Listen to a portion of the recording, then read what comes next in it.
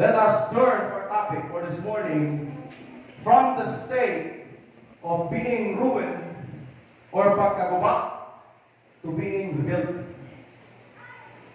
So, from the state, estado sa Bisaya, sa pagkaguba o hantod nga natukod pag-usap. So, ruin means, next slide. So, ang pasabot ani nga ruin o pagkaguba means to spoil, to destroy something completely. Guba nga ground zero, wala yung kayo makita kasi gamay na lang ang poste. So, that time, this ruin means wala yung completely na naguba. Wala yung kayo makita kasi gamay na lublak na tindog, poste, bakal. It means something completely nga down or ground zero nga naguba. And then let us turn to one of the kanang pinaka-crucial nga panahon sa Huda or sa Judah. Let's turn our Bible or let's turn to this topic. The sin of Zedekiah and Judah. The Lord's anger cannot be restrained. So, let's turn to history once again, mga igsoon. Ang history man good, kanang mura sa pagkaon, hinay-hinay mo usap. Hinay-hinay ang sama sa pagkaon, lamig kay sa kaunon. It is a history which means and it tackles about Judah and its king itself. So, next slide. Let's turn our Bible in 2 Chronicles chapter 36 verses 12 to 16. But Zedekiah was evil in the sight of the Lord, his God. And he continued and he refused to humble himself when the prophet Jeremiah spoke to him directly from the Lord. Verse 13, he also rebelled against King Nebuchadnezzar, even though he had taken an oath of loyalty in God's name. Zedekiah was a hard and stubborn man, refusing to turn to the Lord, the God of Israel. Verse 14, likewise all the leaders of the priests and the people became more and more unfaithful. They followed all the pagan practices of the surrounding nations, desecrating the temple of the Lord that had been consecrated in Jerusalem. Verse 15, the Lord, the God of their ancestors, repeatedly sent his prophets to warn them, for he had compassion on his people and his temple. Verse 16, but the people mocked these messengers of God and despised their words. They scoffed at the prophets until the Lord's anger could no longer be restrained and nothing could be done. So this scenario, one scenario ni King Zedekiah, sa wala pa nakalasayo, so King Zedekiah is the 21st or the pinakalas na hari sa Huda. O dili pag ni siya anointed or itawag angkol pag ni Joaquin, which is siya ang hari ni Joaquin. Pero napriso o gi-install ni si Zedekiah na mahimong hari just like sa panahon sa mga Hapones in the Philippines. President Jose P. Laurel, kung wala ko na sayo, as I search, siya ang puppet na president. Gibutang sa panahon sa mga Hapones. Same kang Zedekiah, gibutang sa ni King Nebuchadnezzar na mahimong hari. Kaya wala may hari that time. Kaya gipriso ang iyang pagumangkon. So, ang naitabuhan ni, siya ang ipuli sa iyang pagumangkon. O, mo na ni, ang naitabo. Muni ang dakong sala. Dili lang si King Zedekiah, kung dili ang tibok mo na nagpakasala at tubangan sa Diyos. Unang-una, naghimo siya dili maayo at tubangan sa Diyos. In verse 12, kumasahon na ito, no? He did was evil in the sight of the Lord his God. He refused to humble. Unang-una, wala siya humble. kaduha is walay humbleness. Sa kasing-kasing unahon na sa diha na mismo ang propeta na si Jeremiah or si prophet Jeremiah ni adto na saya. Wala siya humbleness, wala siya nagpaubos nga ali gud siya. Muna ang iyang mindset that time, naghimo pa siya og dili maayos tubangan sa Dios. Wa pa gid siya nagpaubos. Sa diha nga dunay propeta nga midugol sa iya direct from the Lord. Kung direbelde na pud siya. Iya mo na gi-install siya ni King Nebuchadnezzar. Later on, nirebelde siya. Muna ang iyang mga sala. No? Klaro tinaw nga nganong gitugot ang naitabo sa Huda. And then, Zedekiah, isa po na, even though he had taken an oath of loyalty, loyal mo ko nimo, hari, King Nebuchadnezzar, loyal ko nimo. Pero, gi-broke na niya ang loyalty. Kaya ngano, dahil siya, ugulo. Zedekiah was a hard and stubborn man, refusing to turn to the Lord, the God of Israel. Likewise, sa diha nga si Haring Zedekiah napakasala. Nahimo siyang gahi tubangan sa Diyos. Nadala pagit niya ang mga pari. No? In verse 14, likewise all the leaders, tanan ng mga leader, mga pari. The people became more and more that time unfaithful. Nagkalisod pa sila, gisakop pa sila ni Hari Nebuchadnezzar, nitukar pa din ang ilang pagagay ulo. Nisunod sila sa hari na i-install ni King Nebuchadnezzar. And then, it was followed in verse 15, wala yung pinakabukat pa din. The Lord, the God of their ancestors, repeatedly sent His prophets to warn them. Gibalik-balikan sila o pahimangno. Isa na pahimangno, alagad sa Diyos, propeta. Pero sa ilang gibuhat, butang din for he had compassion, at tunay kaluhay ang Diyos sa iyang katawan and His temple, but the people mocked. Verse 16. Let's proceed to verse 16. But the people mocked their messengers. Kaluko ka sila sa mga mensahero sa Diyos. O gidespise ang ilang mga pulong. Discount at the prophets until the Lord's anger could no longer be restrained and nothing could be done. So after siya na napakasala, isunod na po ng iyang mga leaders, mga parit, o ang katawan sa Huda. It is a sad story. Nga sa diha, nga numulo si King Zedekiah, isunod po sa ang nasa utos. Dili na lang siya lang sa, dili lang sa pipila lang, kundi ang tibuok, Judah. Nisunod siya pagpakasala. O isa pa yun, huwag pa yun sila naminaw kasi ibalik-balikan na sila ni, balik-balik sila, ibalik-balikan sa istorya ni Propeta Jeremiah nga, uy, dapat ubalik na mo sa sapakan sa Diyos. Repent. Ay, pasaylo. Sila gibuhat, inaalang gimak. Despise. Gitaw-tiawan lang nila ang Diyos. Ang mga propeta nga nagsigig balik-balik, nag-care sa ilaha, nga, may paminaw mo ba? Nagpainom doon ang Diyos, balik mo sa isang sapakan. Pero ang ilang tibuhat, instead na yung ato, nagpagahit yapon sila sa ilang kasing-kasing o una-una. And there's the next slide. Scoff means disrespect. Di sila yung respeto sa alagad sa Ginoo.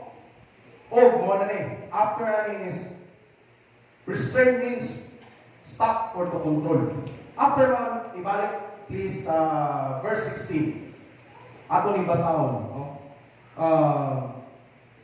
But the people mocked these messengers of God and despised their words. They scoffed at the prophets until the Lord's anger.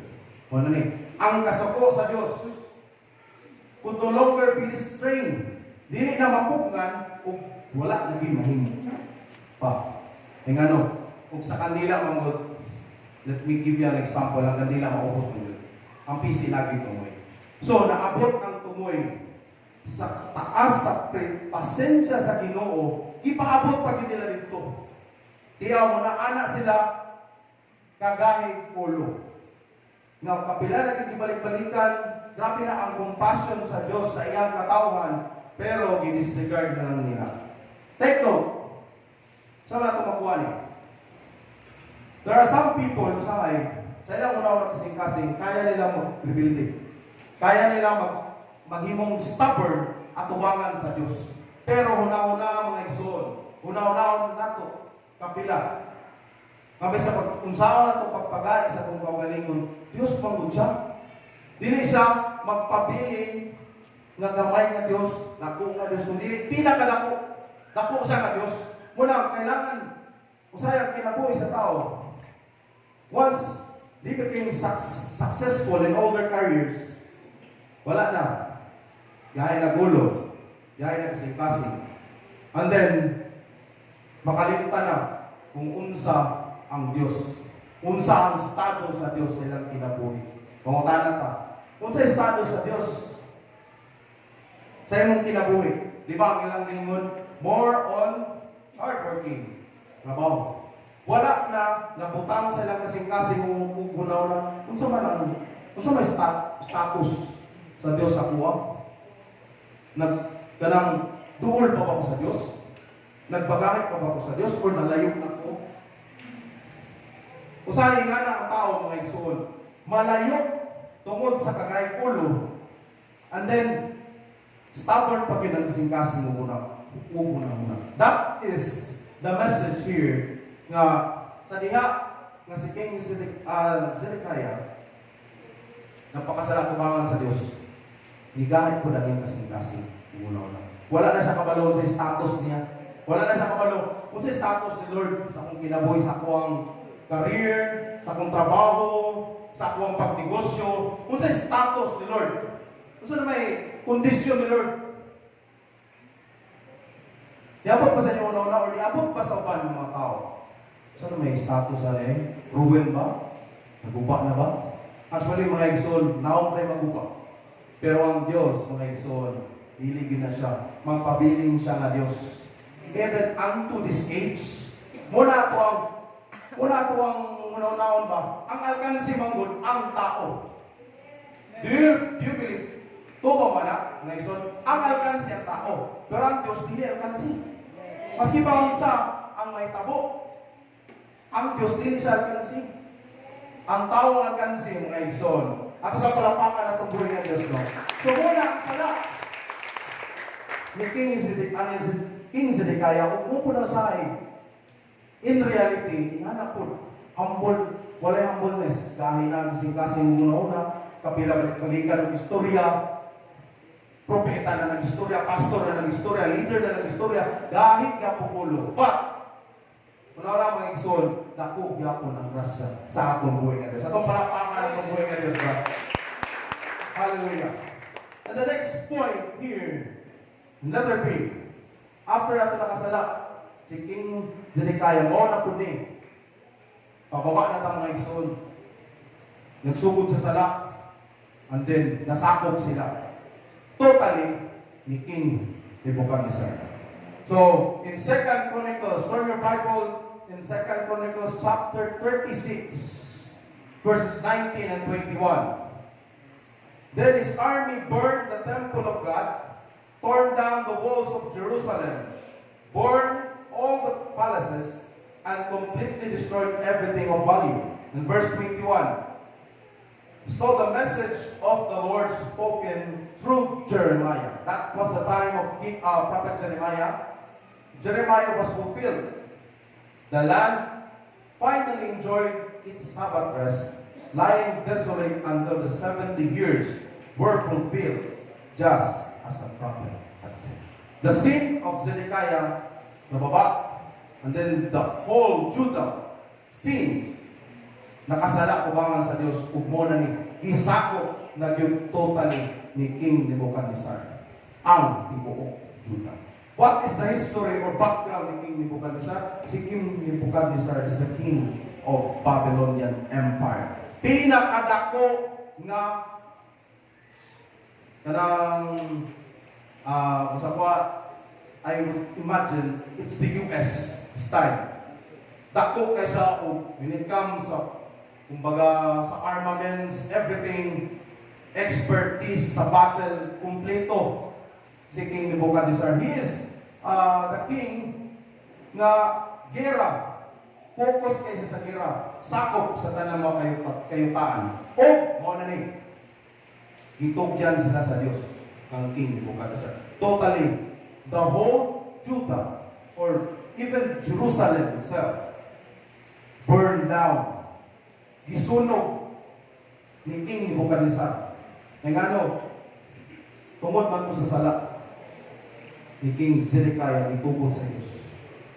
So, the temple was turned down, gisunog, o gikuha pa kitang tanang adunay value. Value, that time, pinaka-value ginilais atong mga gamit sa templo. Gihurot itong silik ni King Nebuchadnezzar. Wa pinabiling. And then, mo na niya mensahe sa Diyos na gibungat ni Propeta Jeremiah. Actually, ang Diyos naghatag na mag-warning in advance. Pero ang katawan sa Judah, Jerusalem, even the king himself, gi-ignore nila ang warning sa Diyos. Unsa kamayong Diyos, advance ang iyang warning. Naguna lang iyang warning, but they ignored, wala na bali-baliya ang warning sa Diyos. Mula usahay, ma-apply ni sa kinabuhi sa tao ba? Let me give you an example. When you are driving, siyempre most of us nag-drive. Ang atong sakyanan motor, nag-warning na mahapit na siya mainit ang yan gasolina. Take note. Mupadayon pa ba ka o drive? Nga wala na may gasolina, gamay na lang man. And it happens to me every time. Katawanan kayo mga exol at sa palapakan at tumbuhin nga Diyos, no? Nag-warning na. Ano pa kong boss? Ano pa kong boss? Ano pa siya sa ko? Boss! Wala, may gasolina. Wala, kaya pala. Yan, wala ko gasolina. Anak ko ang thinking ba? Ay, makadrive pa ko. Kaya pa.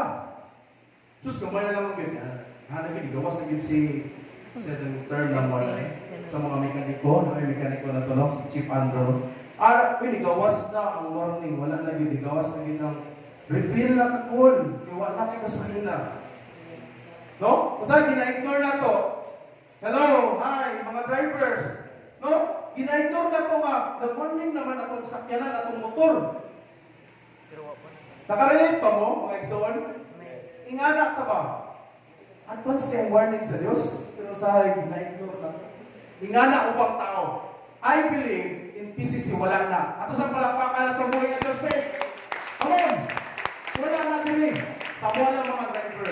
Kami mga driver, ang among instinct, kaya pala gina. Kaya pa na, mga pilang kilometro. Kaya pa rin. Katuloy taong nagbiyahe yung Saman. Gusto na sa Takalaria. No, para medyo maalay. Nako, nagtubil ko Davao pa. 500 lang, kaya lagi. Iagi kita may galang, sabi na mong shortcut, nakatawa pa din. Muna shortcut, lubak-lubak naman. Usawa naman nila, kaya Diyos ha, ang asawa. Wala, hindi naman yung maong. Anak ko, ayaw din pwede rin. Straight lang sa akin mo, may kitulo ni Wiz. Anak ko, sige, padayan lang ta. Sus, pagulin na mo, anak ko. Lord, kaning gasolina, expand na kaya mo, wala na, pahinti na po. Yes, to be frank, to be honest, namagid ako kumpadre. Ay, kumpare. No? Siya na mismo. Ay, dili ko kang pati mga exon. Ingana usahay, no? Ma-apply na ito sa itong kinabuhi. Sa gina-ignore na ito ang warning ba? No? Mag-warning ang Diyos. Same. Sa itong senaryo karon mag-warning ang Diyos. Nga, oy, or mag-warning ang imong sakyanan. Boss, magtutupil na ta, kaya kita kami. Pero sahay, mana na ta, ay, kaya pala driver ko ta. Ang instinct na ito usahay, mali. And it could lead to destruction. Morning na itabo, ano nga senaryo? It was conquered by King Nebuchadnezzar. To be honest, the message here is don't ignore the warning signal nga ginapos sa atong buhay nga Diyos. Ayaw i-ignore nga dili lagi tumalik. Pero malit na din. Be careful to that. Kailangan attentive ta, kailangan magpaigmata. Kaya nga no, na ay warning nga gihatag sa Dios para dili ka may sugama. In Bisaya, sa kadautan. Kung bitaw nag-warning ang Dios, nag-warning ko sa imo nak. Ayaw ni buhata. Kaya nga no, may sugama ka sa kadautan. Same sa itong senaryo. Kung bitaw magpatubil ta, kaya nga no, once dili ta magpatubil, tatong masakyanan sa itong mga motor, may sugama ka na ma-rescue ta. Wala tayong pa ba na ito mga bagay ang Diyos, suntiyan mo, one thing, ang Diyos, taas kaya ang siya. Rescue man siya. Pero ayaw wala ka, nga i-rescue pa ka. Na kaya naman to di mo, oops, tutob na ko dali. Dilit na kong padayan dito. Yung ano na, may warning. Kung saan mo doon, instinct mo mga driver, kaya pa naginig, sige, abanti.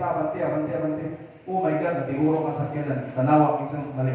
Ikaw nga driver, dili sa sakyanan. Amen ba? Ito sa palapakan natin, tumigil Diyos. Amen, hallelujah. And then, in verse 2, verse 21, so the message of the Lord spoken through Jeremiah was fulfilled. Nagtabog yun, mga igsoon. Kaya nga no, na may warning, nagtabog. Kaya nga no, tugutan po sa Diyos. Usahay po, tugutan sa Diyos, ang warning ni mo, na ma-disregard po din mo. Kailangan na ito, mga igsoon, let's be attentive. Kaya nga no, tugutan po sa Diyos, para ikaw po, mismo sa mong kaugalingon, makahinuklog ka. Mga Bisaya, lalo mga Bisaya, makahinuklog ka ba? Uy, mali-pili ito kung ibuhat. Pero ano, lang na. Pero sa Diyos, mga igsoon, walay-ulay. Kaya nga no, anytime pwede ta-rescue sa tungboy ng Diyos. Sa itong palakpakan ng tungboy ng Diyos. And there's some points. The 4 points na akong ability. Paki-flash to the next slide. Because of the stubbornness, God allowed us to be in a state of ruin. Walang ingon. For the meantime, for us to think not only once, but many times. I-allow ko sa Diyos para maka-una-una ka ba sa imong pagkaguba. Makinuklog ka. Dili kay sa panahon nga doon ka sa positive na sitwasyon, dili ka makauna-una. Do you agree with that? Nga, pag wala ka nga state na pagkaguba or pagka-discourage, wala pa ta nga sitwasyon, dili ka makauna-una. Kumitaw sa ikaingon pa nila, hinugtuki kong maglingkod, mga igsoon. Because of the stubbornness, some of people, gitugot na sa Diyos. Wala kong ikaingon pa. And then, kailangan na tunaw naon, dili lang kaisa, kung dili sa makadaghan.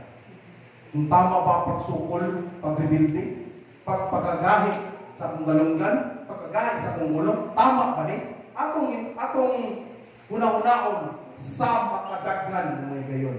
And point number 2, will you continue to be stubborn or humble yourselves? But by the way, it's our choice. Magpadayon pa ba ka nga magginahi or magpaubos ka? And morning, that is the same na gikalit-gutan sa Diyos sa panahon ni Lucifer. Wala sa humble na sa iyang heart na gusto niya siya. And point number 3, remember our God is able to do anything He wants. Kaya niya buhaton ng tanan. He will never abandon us for our mistakes, just like our Father and our families. So matagusan na ito, doon na tayo amahan. Pero, dili na sukatan na pasagdaan pa sa itong mga igsoon. Wala itong hinumduman. No? Kaya niya buhaton ng tanan. Pero dili niya pwede or dili kaniya pasagdaan. So, let's turn for a 4th. Sometimes we are tested in a ways if we can make it through or give up. Ano ni? Istingan ta kung makapadayan ka ba ta? Or, yara kita mo ito. Sama sa sakyanan, ginawag sakyanan. At sama sa sakyanan, ginawag gasolina. No? But our God will never get tired of us, even kung kikapoy na ka. No? Dili ito siya, dili lang ito. Istingan lang kaniya. Kung kaya pa ba ka mo panayon, in spite sa mga nagtabo, ugya kami makutok, but our God will never get tired. Dili siya kapuyon mga isol. It is His promise. Ato sa palapakan na itong buhay ng Diyos. Hindi na siya kapuyon mga isol. Kita lang ko sana yung kapuyon. So, let's turn our next slide. Muna na kato ganina pagkaguba. And the next is to rebuild. Or, ang pagtukod pag-usap. Mga isol. Rebuild means build something again after it has been damaged or destroyed. Itukod pag-usap. Next time. God stirred the heart of King Cyrus to make a proclamation to rebuild the temple of God. After the sin of Zedekiah, nasakop ni King Nebuchadnezzar ang Judah. Monali, naghatak ng proclamation si King Cyrus to rebuild the temple. Pero, gistirred sa Diyos. It is God who stirred the heart of King Cyrus nga maghatak ng proclamation to rebuild my temple. So in Ezra chapter 1 verse 7, wala ni ang pabor. After the ruins nga naitabo, pagkaguba, niabot ang pagtukol pag-usap sa panahon ni King Cyrus. So let us turn our Bible in Ezra chapter 1 verses 1 to 7. Atong basahon, in the first year of King Cyrus of Persia, the Lord fulfilled the prophecy He had given through Jeremiah. He stirred the heart of Cyrus to put this proclamation in writing and to send this throughout the kingdom. Verse 2. This is what King Cyrus of Persia says. The Lord, the God of heaven, has given me all the kingdoms of the earth. He has appointed me to build Him a temple at Jerusalem, which is in Judah. Verse 3. Any of you who are His people, may you go to Jerusalem in Judah to rebuild this temple of the Lord, the God of Israel, who lives in Jerusalem. And may your God be with you. For wherever this Jewish remnant is found, let their neighbors contribute their expenses by giving them silver and gold, supplies for the journey and livestock, as well as a voluntary offering for the Lord of God in Jerusalem. Verse 5. Then God stirred the hearts of the priests and Levites and the leaders of the tribes of Judah and Benjamin to go to Jerusalem to rebuild the temple of the Lord. And all their neighbors assisted by giving them articles of silver and gold, supplies for the journey and livestock. They gave them many valuable gifts in addition to all voluntary offerings. Muna ang pinakapugat. Verse 7, King Cyrus himself brought out the articles that King Nebuchadnezzar had taken from the Lord's temple in Jerusalem and had placed in the temple of his own gods. Talaga ng Diyos, no? So that scenario, nagya gistirred sa Diyos kasi ni King Cyrus naghatag sa proclamation.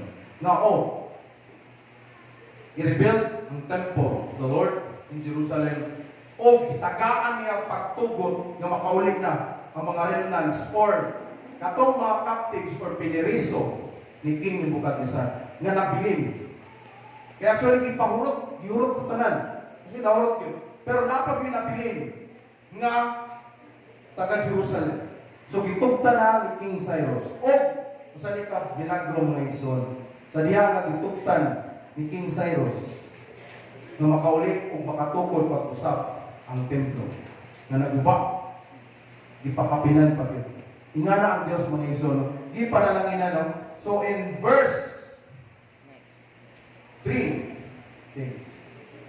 Sorry.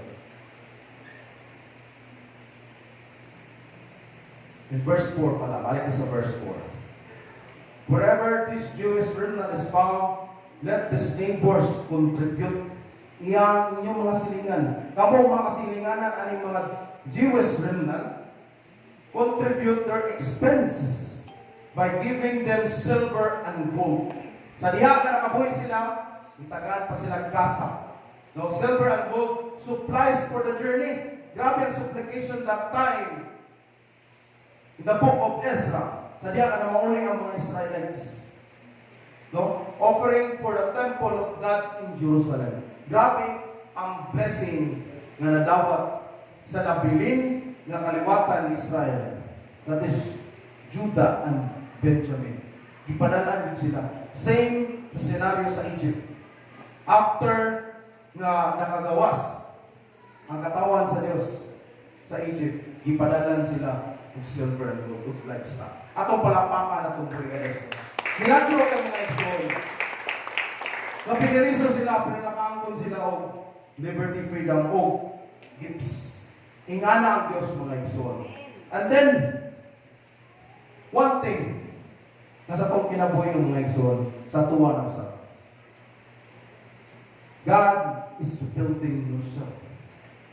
Nagbutang sa confidence mo pag-usap. Ayaw pakyas ang Diyos mga exol. Kaya nga no, panalaginan kanyang pag-ayo. After, there are some pag-uyog sa iyong kinabuhi. Nauyog mo ka, naguno ba ng imong kasing-kasing mo na? Remember, after that, it will pour out the blessing na ikan sa itong buhay na Diyos. Panalanginan ka sa Diyos. Kaya ano, naguba ang iyong pagbati, naguba ang iyong kasing-kasing. But, after that, it is a promise sa itong buhay na Diyos. Just like the time sa Israelites, ganun mauli sila. Ipadalan sila ng mga gasa, mga exon. Do you believe that, mga exon? Do you agree nga after sa iyong pagkagunog, panalanginan ka sa Diyos, i-rebuild pa dyan ka. Amen. Ako palapakan ang buhay ng Diyos.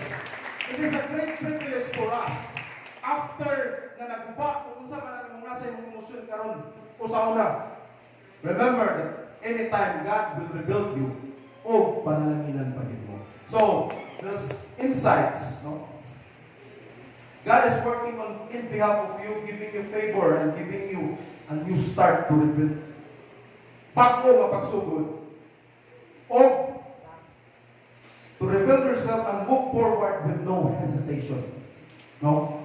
Namuhag ang Diyos. And then you must move forward na wala na'y pagduha-duha. Sa diha, ang mabante ka mga igsoon na yun nagbalik atong pagkaguba ni mo. Abante ta mga igsoon. Abante ta PCC. Amen? Yeah. Atong walang pangan atong buhay ng Diyos. Naghapag ang pabor ang Diyos. If you walk. But, abante ta. Dili na tayo balik ato. E nga no, naguba na to o panahon na nag-rebuild na ta sa itong buhay niya. Amen. So, we have the overview. The next slide. The ruins we experienced before is temporary, temporal lang. And God let it happen just like the life of Job. God rebuilt it. Usa ka nindot nga example mga kinabuhi ni Job. So let us turn our Bible in Job chapter 42 verse 10. Kani nga scenario. When Job prayed for his friends, the Lord restored his fortunes. In fact, the Lord gave him twice as much as before. Kinakuha niya mga isod. So, Philadelphia Church of Christ. In times 2 ni sa Diyos, kaya pa ganyan in times 5. Amen. If we believe, amen ba? Amen. Amen ba? Amen. Amen ba? Amen. Amen. Hallelujah. Palapakan nato ang buhay ng Diyos. Muli ang pabor sa buhay ng Diyos. No? Kaya niya i-restore kung unsa itong nawala. Kaya niya i-rebuild kung unsa ang naguba, mga igsoon. And then, kaya niya panalanginan kita, mga igsoon. And do you believe that the blessing has come for us? Nanuktok ng panalangin, mga igsoon. Abrihan na lang nato. Kaya no, God is working on us. Amen, hallelujah! Atong palakpakan atong buhay ng Diyos. And letter D. Kapitatan, kaya lang. The enemies of Judah made their moves. Muna rin. Sa diyangan, nakabalik na ang remnants of Judah and Benjamites. Naagi kalaban ng sahay. Huwag po'y mag-drug sa inyo. Ginawa po ka pagpaling. So let us turn our Bible in Ezra chapter 4, verses 13, 15, 19, and 21. Akit na ni mga igsoon. Stay with me. Come on, and let's read verse 7. Even later, during the reign of King Artaxerxes of Persia, the enemies of Judah, led by Bishlam, Mithridat, and Tabiel, sent a letter to Artaxerxes in Aramaic language, and it was translated for the king. The king should know that if the city is rebuilt and its walls are completed, it will be much to your disadvantage. For the Jews will then refuse to pay their tribute, customs, and tolls for you. We suggest that a search may be made in your ancestors' records, where you will be discovered what a rebellious city this has been in the past. In fact, it was destroyed because of its long and troublesome history of revolt against the kings and countries who controlled it. I ordered a search of the records and have found that Jerusalem has indeed been a hotbed of insurrection against many kings. In fact, rebellion and revolt are normal there. Therefore, issue orders to have these men stop their work. The city must not be built except at my express command. So, nag-move po ng away sa Israel or sa Judah to stop this rebuilding of the temple. O nagatag sila og sulat ng King Artaxerxes. O giuyunan po na ni nga hari. But, if you continue to study, mga igsoon, nagbilang ang Diyos sa panahon ni King Darius. Sadya, research ang files, na ang proclamation ni King Cyrus. Kumbaga, ang proclamation ni King Artaxerxes, disregard to, nagbuhat si King Darius. Ngay padayon niya construction, kay Mone, ang gisaad ni King Darius, muna ang proclamation niya, gikan sa Diyos. So, naitabo mga igsoon, nga napadayon ang pag-rebuild sa temple o sa Jerusalem. Amen, bago palapakan ang pagbuhay ng Diyos. So, the enemies will try to stop this construction. Di kabalo sila nga, oy, pag magsugod na po, o establish ang Jerusalem. Nagan kayo silang sumbong aning hari ka. Pero, to God be the glory. Wala. Nahimo man tong stop for the meantime. Pero if you continue to read this chapter, napadayon ang construction. Muna nga, sa panahon ng King Darius, i-bless pa din ang Israel. Muna nga, na-rebuild, natukod pagbalik ang templo, o ang kaaway, napakaulawan pa din. So, if you read this, masahan na ito ninyo, mga isono, ako na lang i-shortcut. Napakaulawan o gibustakan pa din. Ni King Darius, kani mga tao na nagpasangil na ni mga, uy, ayaw mo duol. Ano yung mga katawan na? Gipastap sila sa pagduol sa katawan sa Israel. Ngayon ano, hindi gusto ni King Darius na ma-stop. Ngayon ano, Diyos ni, o siya mismo siyang kaugalingon, iyang i-claim or i-declare niya na ang Diyos na buhay, muna ang Diyos sa Israel na nagkakadong pabor. Ito palapakan na itong buhay na Diyos. So be careful next time because the enemy is always trying to make their move to stop you at all costs. So ang atong verse, hindi makita sa 1 Peter 5:8. Stay alert. Pagpantay ta mga igsoon, dili ta magkumpiyansa. Watch out for your great enemy, the devil. He prowls around you like a roaring lion, looking for someone to devour. Ngunit kailangan natin sa itong kaugalingon, no? Sa itong butana sa kinabuhi. The enemy is always kaya yung kanya pugnan. Ikaw ako. But we thank the Lord na gitagaan tao mind, gitagaan ka niya wisdom. Nga, uy, katadilit na magpapupungan. Kaya saan mo kung ma-entertain na to ang bakak sa yawa. Trying to stop you at all costs. Kaya may napugnan.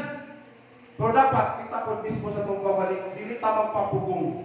Let's be alert. E nga nung tuyok ra kaway, anytime, kaya ka niya before, mga igsoon. And then, let's turn to our conclusion, mga igsoon. Amen? Amen. Wala, maragigutom na sa amen ba? Amen. Amen. Ako sa palakpakan at ang buhay ng Diyos, no? From ruin to rebuild. Ay, transition, mga igsoon ba? Inganit ka dako ang Diyos, mga igsoon, na kaya niya i-reinstate or re-establish ang butangan na gulo.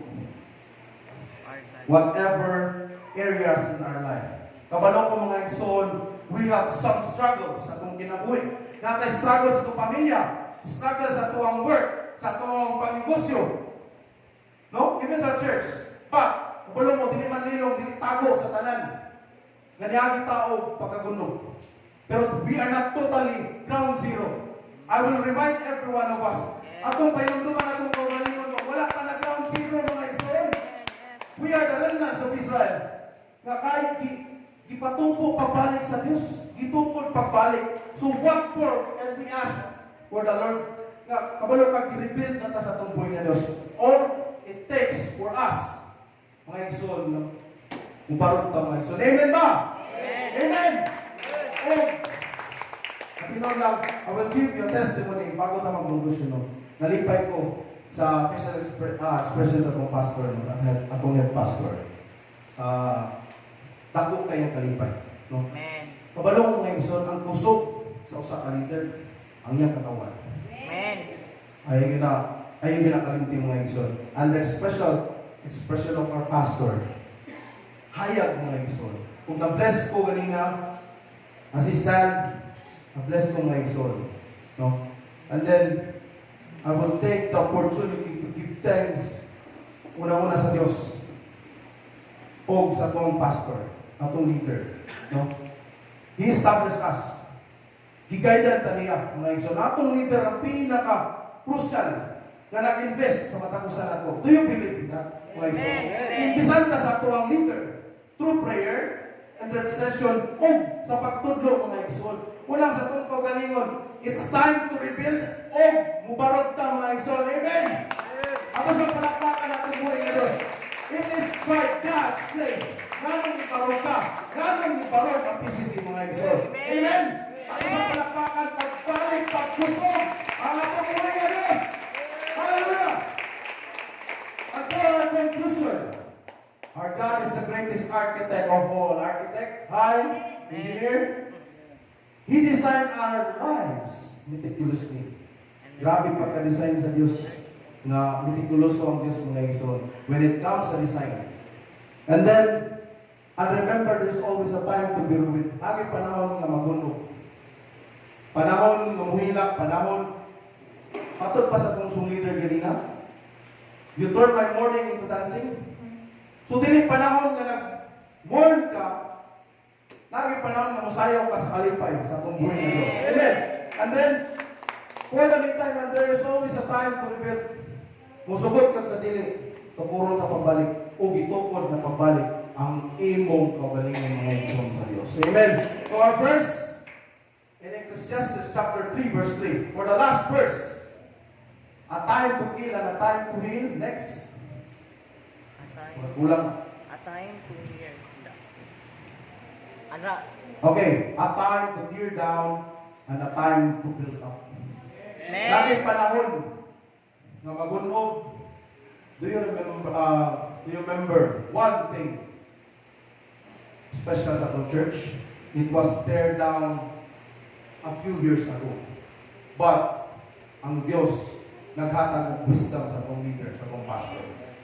Natukurong pagbalik sa inyong simbahan. Kung nakita ninyo ng mga postilya, muna ang buhit na testimony that God has rebuilt His church and withstand the test of time. Maski pa o kuyog-kuyogon sa bisan kung sa kakusog na linog, kita matumba. Kaya nga yung ipunda na sa Diyos. Hallelujah! Kung palakpakan na kumuhay ng Diyos. I will bless. Mga igsoon, at isang palakpakan din, pagkusog. Kusog na pakpak sa kumuhay ng Diyos. Mga igsoon, ganyan. Kamay lang yun. I was so blessed sa testimony sa one of our sister no, in Christ. Sister Ali. Sa iyang birthday ko. Maski pagkung sa ka-ups and downs sa inyong kinabuhi. Maski pagkung sa pagubak sa yawa sa inyong kinabuhi. Di man kayo mga igsoon. Dili na siya kapenetrate. Kaya nga no, you will be rebuilt. Amen. Yung kinabuhi, i-rebuild na. Yes. So don't you worry mga igsoon. Naay panahon na i-establish ka sa Diyos. Naay panahon na ma-establish ang iyong business, ang iyong trabaho, mo excel ang iyong posisyon. Ano, naging panahon na every time, mga igsoon, unaw-unaw ang Diyos. He can rebuild whatever it was ruined before. To God be all the glory